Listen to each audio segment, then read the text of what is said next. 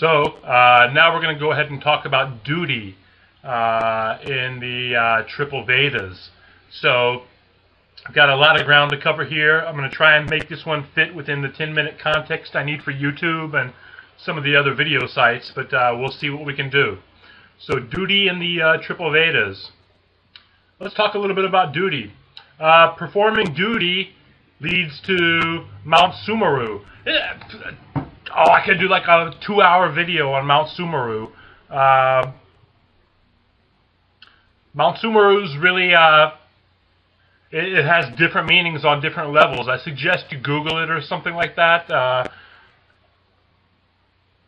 Damn, I want to say so much about Mount Sumeru. I'll save it for another day. In this context, it just means something like paradise or heaven. But Mount Sumeru is much, much deeper than that. Performance of duty leads to Mount Sumeru, paradise, heaven, and perfect bliss. Non-observation of duty leads to destruction of the world. The duty of the king is to ensure adherence to the Vedas because he wants to lead the people to pure bliss and he wants to protect the world from destruction. So we're going to talk about different positions in society, but let's talk about the duties that are common to all of them. Let's go back up here. So truthfulness, within the context of all of these, you have a duty to be truthful. You have a duty to purity, to be pure. You have a duty to non-hatred. You have a duty to non-cruelty. And you have a duty to forgiveness, to be forgiving, to forgive other people who transgress against you. So let's break this down into the individual duties of the individual roles of different social classes, different types of individuals in society. So we've got the Brahmanic class, the Brahmins, the priest. Their duty is to study, to perform sacrifice, giving and receiving gifts, and providing over the sacrifices of others. We've got the Kshatriya. These are the military and the ruling order type of class. A lot of you who are watching this ideally might fit into this sort of class. Kshatriya, military ruling order. The duty of the Kshatriya is study, performing sacrifice, giving gifts, military occupation, and the protection of life. That's deep, protection of life. Next, we've got the Vaishya, who are the landowners or the merchants. Their duties are performing sacrifice, giving gifts, agriculture, breeding cattle, and trading. Next, we've got the good old-fashioned down-home country goodness of the Sudra, the farmers, the craftsmen, the laborers. Their duties are to, this is interesting, serving the twice-born. The twice-born are really the intentional returners. Within the context of Buddhism, which we're not talking about right now, this would really be something kind of similar to a bodhisattva. Somebody who has attained a high degree, a high level in cultivation, and at the time of their death, their nirvana, whatever, they make a choice. I'm going to come back.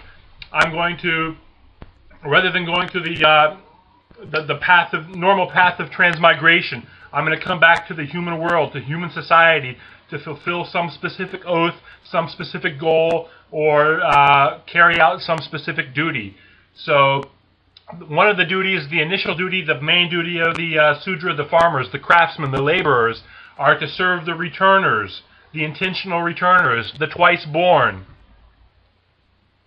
They have a duty to carry out agriculture, breeding cattle, trade, and performing skilled labor. So let's go over this one more time.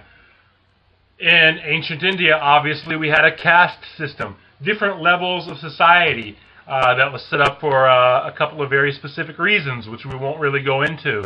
But amongst all of these different social classes, they all had their own specific duties. So we've got some general information about duty. The performance of duty leads to heaven, paradise, Mount Sumeru. I really would like to do another video, like a 2-hour seminar, something like that, sometime on Mount Sumeru, and the performance of duty amongst all people leads to perfect bliss. The non-observation of duty leads to destruction of the world. When people don't observe or follow their duties, the world starts to break down. Society breaks down. Chaos ensues. And the king or the leader, the boss, whoever, has to ensure adherence to the Vedas and to these specific duties within the Vedas, because he wants to lead the people to pure bliss and to protect the world from destruction. So, amongst all these different sort of hierarchical levels of society, all these different castes, all these different kind of trades and functions in society, we have certain duties that are common to all of them. Truthfulness, common to everyone. Everybody has a duty to be truthful. Everybody has a duty to be pure. Everybody has a duty to non-hatred, to not be hateful. Everybody has a duty to not be cruel. And everybody has a duty to forgive others, to be forgiving. Now, we'll break this out into the specific caste, the specific role in society, what their duties are. The Brahmin have a duty to study, perform sacrifices, give and receive gifts, and provide over the sacrifices of others. The Kshatriya, the military, the ruling class, have a duty to study, perform sacrifices, give gifts. They have a duty for military occupation and, probably most importantly, the protection of life. Then we have the Vaishya, the landowners and merchants. Their duties are to perform sacrifice, give gifts, carry out agriculture, breed them cows, and trading, merchant stuff. And then we've got the Sudra, the farmers, craftsmen, laborers. Their primary duty, one of their primary duties is to serve the returners, the intentional returners, the twice born. They need to carry out agriculture, breed the cows, participate in trade, mercantilism, selling stuff, and perform skilled labor. So, that's a very brief overview of the duties, the general duties of everybody from the king all the way down to the lowest social class within the Triple Vedas. Hope you got something out of that. Let me know your thoughts. Leave me a comment.